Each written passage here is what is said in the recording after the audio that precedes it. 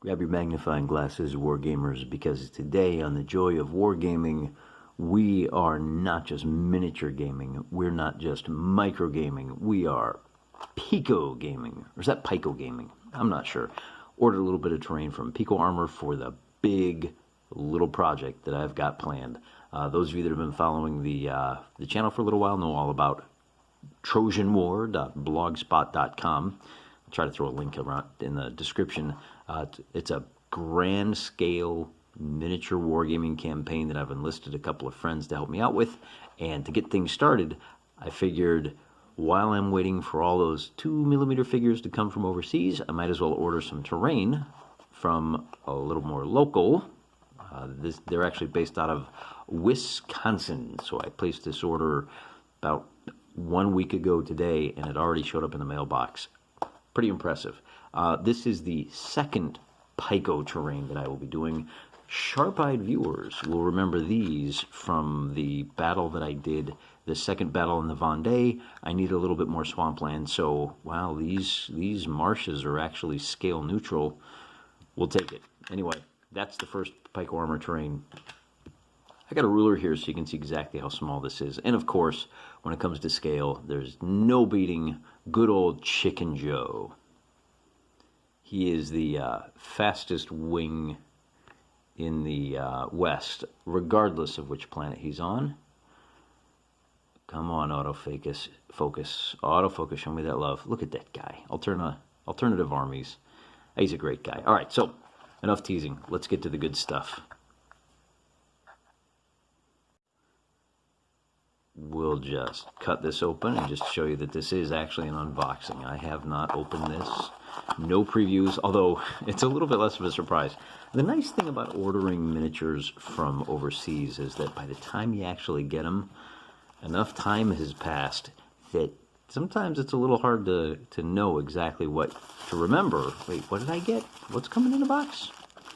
Let me move this and get this focused down on the floor a little bit better. There we go. So, as I was saying, not a whole lot of items. As you know, I'm a do-it-yourself kind of guy for the most part, but some of this stuff I just could not resist. So, we'll start off with the 4 bridges. And look how tiny those things are. So, the river's maximum size, as you can see, 11 minus 7, really it's going to be about 2 centimeters across. That's all you get, about 3/4 of an inch for those of you that use real units. And of course, our figures are not going to be based one at a time. They're going to be based in brigades. So I have a single base right here. I'll show you how big it is. Everybody's going to be based on these 1-inch squares, which of course, I mean, that's going to be about the best you can do. I think it's brigade level that we're going to be fighting at. That's about it. So, oh, actually, you know, we may be able to get away with a river that's a little closer to 25 millimeters across. Pretty basic stuff. Not too complicated, but man, look at that, 4 bridges. And I don't know, man, we may need to build separate bases for those just to give them a little more stability. Metal figures, which is nice. I wasn't sure when I placed the order. We've got, look at this good looking little fella right here. And the other nice thing about having this base is, there we go. So he may wind up going on a base as well. That is as you know, the continent of Tross is completely surrounded by water, as most continents are, all the good ones anyway. Surrounded by water and ice, and you can see compared to a 15mm figure, that thing towers. You can imagine how impressive it's going to look compared to 2mm figures. See little windows? I think we can see a lighthouse keeper in there. Might have to paint it somebody looking down at us. There's the light. See, there's the gate. Yep. There's the docking. I don't know. Is that the dock? I don't know how you supposed to get in this thing. Anyway, got a nice lighthouse for those coastal battles, and I just couldn't resist. It's not France. Tross is one of those imaginations, but I couldn't resist getting a nice coastal fort. This particular coastal fort, comes in 2 pieces. So you get a little bit of resin, and you got a smaller metallic crenellations up there on top. As you can imagine, this will be the coastline, and your fort will be something like that, kind of jutting out into the water. We do have naval battles. They're not going to be. I'm not going to be doing any miniature naval battles, but. And this is based on a historic structure, Fort Levoix, which is I don't know, somewhere in Frogland. It's a French fort. You can see there's a little bit. I can't tell from looking at it. Are these? Yeah, there's a little bit of cleanup lines that you need to do. You might even be able to get away with leaving that off and using it on something else. But of course, I'm not going to do that. I'm going to use it as is. There's a little, there we go, little bridge there. Looks good. Fort Levoix, based on a historic coastal fort somewhere on the coast of France. And if, just in case you're curious, these are the two part numbers for these two structures. I should also point out, this is based on an actual lighthouse in Sussex, which is in Britland. My British geography isn't all that hot. I'm assuming it's on the English Channel. And I'll look up and maybe even go ahead and paint it historically accurate, just for giggles. That bad boy's going to need a base in order to stand up. What else we got here? I got one more pack. One more fun little pack here. This is a village pack. There's your part number, 555-8133. And this will help us build little villages to dot the countryside. Remember that the semi-Napoleonic campaign that I'm going to be doing is going to be grand scale, grand tactical. I think, oh, this is the church pack. And I want to say these are the German churches with plenty steeples. I'll have to take a look. These might even be based on historic churches as well. So I got the church pack. I didn't get any of the town packs. I got some of those coming from irregular miniatures. How do we, let's see. So these steeples, there we go. So we got 2 and we got 4 onion dome. So, man, I don't know if you can see this or not. I'll have to figure out whether they, I think they go like this. So a little bit of glue, a little bit of assembly, a little bit of little assembly, how appropriate.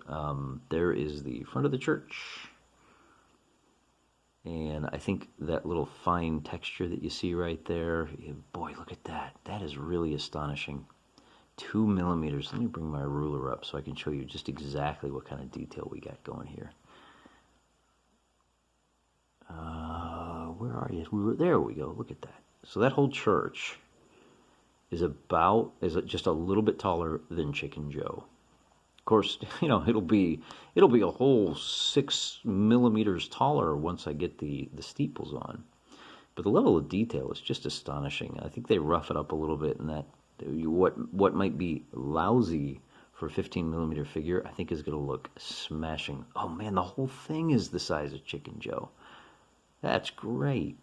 That you'll have to forgive. You remember my last video when I was doing some terrain work, I said, do as I say, not as I do. Cut away from yourself. I got an owie. I'm not even going to let it focus because that's kind of not as pleasant. Got another church here. These might be British churches. I'm not sure. Remember that the imaginations are limited only by your imagination. So that's the limit that we're going to use. Napoleonic rules. I'll wait until the figures come. I don't know. Yeah, I'll wait until the big terrain pack comes, build it all at once. So what you are looking at right here, right now, is the sum total of my lead pile. Read it and weep. It's not even all lead. That's all I have left to be painted, at least until the next shipment comes. Kind of, if you watch the last couple of videos. Then you know, while I'm waiting for the parcel post to come from Great Britain, I have some desert terrain that's in the works, and I wanted a little bit of scattered terrain, so, you know, we're done with a big unboxing. If that's what you came for, it was great having you here. See you next time. But just to fill you in on what I've been doing to keep myself busy, keep me out of trouble, is I mounted just a couple of rocks from the garden, and some of these rocks you can stand on them for that upper bonus. The rest of them you can hide behind, at least Chicken Joe can. And they're not so big. The rocks are a little bit heavy, but they got great texture. Got a couple of other rocks in there, a little bit of greenery. So I just did them tonight, and they're actually not entirely dry. So, you know, probably not a good idea to be rough handling them right now, but if it means a little bit of extra loose stuff comes off, then that's all right. One less step. So we'll go ahead and give you the autofocus, the light on that. Same process. I just hot glued the see the little stringy? Just hot glued the rocks into place and then used regular PVA for the sand. Kind of wedged it into the cracks as best I could. And again, a little bit of PVA right down in. I think you can kind of see a little bit down in there to help keep these fronds in place. Now, when I'm done, and I don't think I mentioned this in the last video, one of the other things I'll probably do is just take a little bit of clump foliage and just put one or two pieces, maybe one on this, but that adds a little bit of more foamy and clumpy variety to the vegetation. And there you go, Mr. Rooster. Get to crowing. And that's it. Not a real big reveal today. In fact, it might be the smallest reveal of all. But I'm excited to start this new project. Got a good core of guys. I think that Napoleonic campaign is really going to be something special. Or, who knows, it may wind up crashing like a month into the campaign and just not working at all. That's how these things work sometimes. But I tell you what, you got to try. If I don't try and do the big campaign, then I'll never be able to finish it. And you're better off, listen, you're a wargamer, a bad plan executed right now is better than the perfect plan executed 6 months too late. I don't know everything there is to know about launching a big campaign and managing all of the information for that. I'm going to learn as I go. And if it doesn't work, that's great.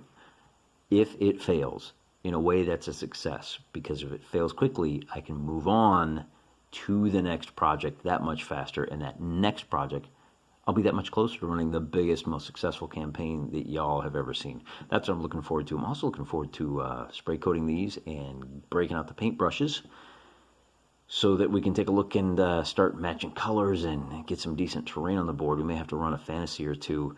I've got some ideas about some of old school wargame fantasy that there is a dearth of information on YouTube about, and we're talking like OG big time mamma jamma stuff. I'm not going to tell you what it is, but I think you're really going to like it, if only for the window into wargaming in the late 60s, early 70s, a little bit more of that Tony Bath and Don the Don of Wargaming Featherstone.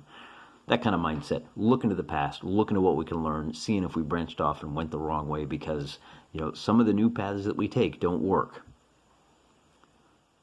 Some of the techniques don't work, and that's fine if the new path doesn't work, but you got to be willing to abandon it. You got to be willing to go back to the way things were and branch off in new directions, and ultimately that's where my table is headed. Learning the history of historical wargaming and how it evolved into fantasy, and going back, learning from the masters who have yet to be duplicated and yet to be exceeded, and seeing what lessons I can take and apply to the more modern rule sets and how I can apply them to my table and make my table my own. Because at the end of the day, fellas, the only thing you really have control over is your table. And that's one of the great parts about this hobby, is that at the end of the day, that's all you need. Well, that and a little prayers, and for that, you're also at the right place, because it's been great showing you, it's been great talking to you, and as usual, until next time, I'll be praying for you.